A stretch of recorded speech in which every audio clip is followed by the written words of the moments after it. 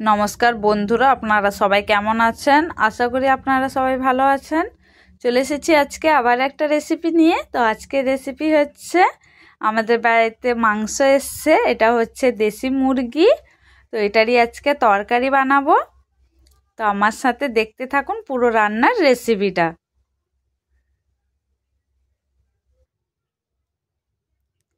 তো এখানে মাংস আছে, 3 কেজি মাংস আছে।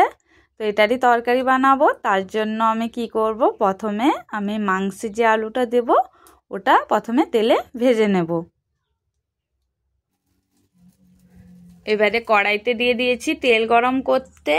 এবার সবগুলো আলু এখানে আমি ভেজে নেব।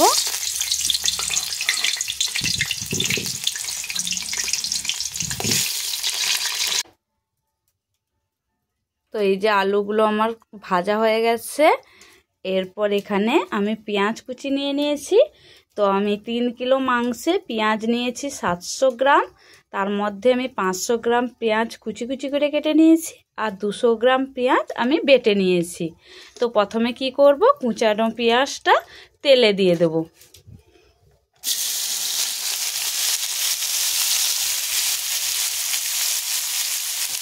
তো কুচানো পেঁয়াজটা তেলে দিয়ে এটাকে ভালো করে আমি ভেজে নেব।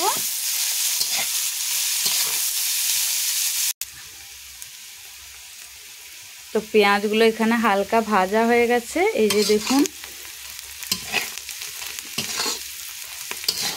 হালকা ভাজা হয়ে গেছে। তো এরপর এখানে আমি দিয়ে দেব মাংসগুলো।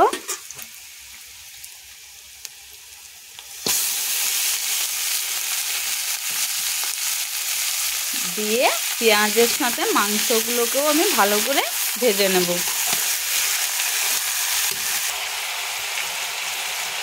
তো মাংসটার সাথে পেঁয়াজ ভালো করে নাড়াচাড়া করে নিয়েছি। এবার হচ্ছে মাংসতে প্রচুর পরিমাণে চর্বি আছে, এই যে দেখুন চর্বি আছে। তো চর্বি থেকে তেল বেরোচ্ছে।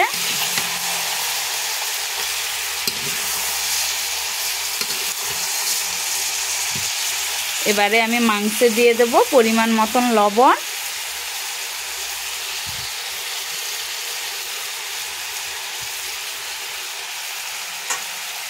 এবার এটাকেও ভালো করে নাড়াচাড়া করে সামান্য কিছুক্ষণের জন্য এটাকে ঢাকা দিয়ে রেখে দেব।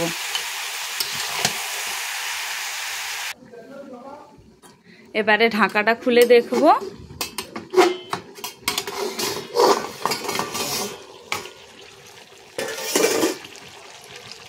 এই যে দেখুন মাংস থেকে অলরেডি অনেক জল এবং তেল দুটোই বেরিয়ে পড়েছে। তো এরপর এখানে আমি দিয়ে দেব আদা রসুনের বাটা। তো এখানে আমি এতটা পরিমাণ আদা রসুনের বাটা নিয়ে নিয়েছি। এবার আদা রসুনের বাটাটা এর উপরে দিয়ে এটাকে ভালো করে নাড়াচাড়া করে নেব।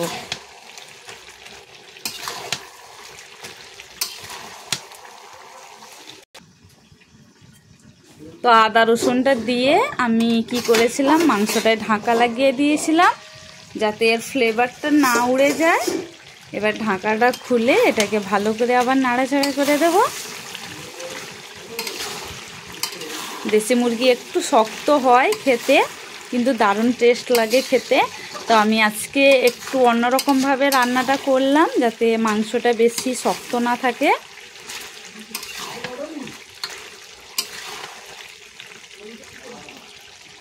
এবার এতে আমি দিয়ে দেব পরিমাণ মতন হলুদের গুঁড়ো,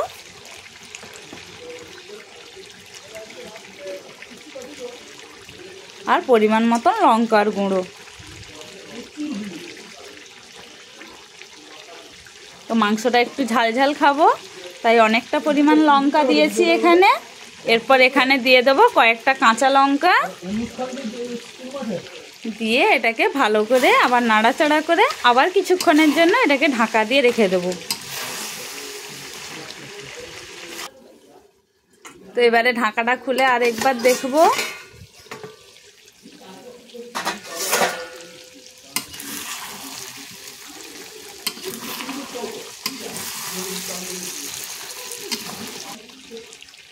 এবারে এখানে সব আলুগুলো দিয়ে দেব, দিয়ে এটাকে নাড়াচাড়া করে নেব। এবারে ঢাকাটা খুলে এবার দিয়ে দেবো এখানে পেঁয়াজ বাটাগুলো,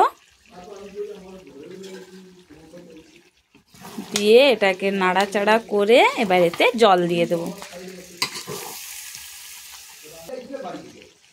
তো পেঁয়াজ বাটা দিয়ে মাংসটাই ভালো করে নাড়াচাড়া করে নিয়েছি। এরপর এখানে দিয়ে দেবো পরিমাণ মতন জল।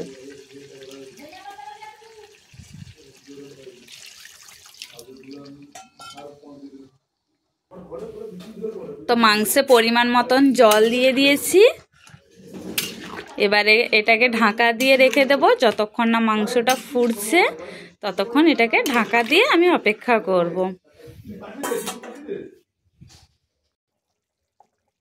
তো এই যে দেখতে পাচ্ছেন তরকারিটা ফুটে গেছে, তো এটাকে এবারে নামিয়ে নেব।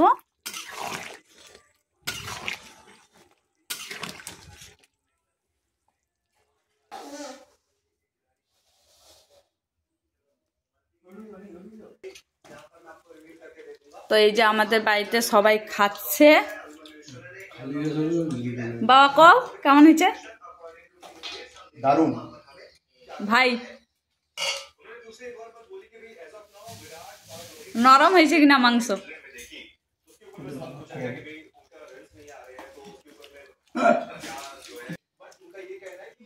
এই যে মা খেতে বসছে, আমাদের আর একটা ভাই খেতে বসছে। কেমন হয়েছে বলো? এই যে আমি খাবো এবারে।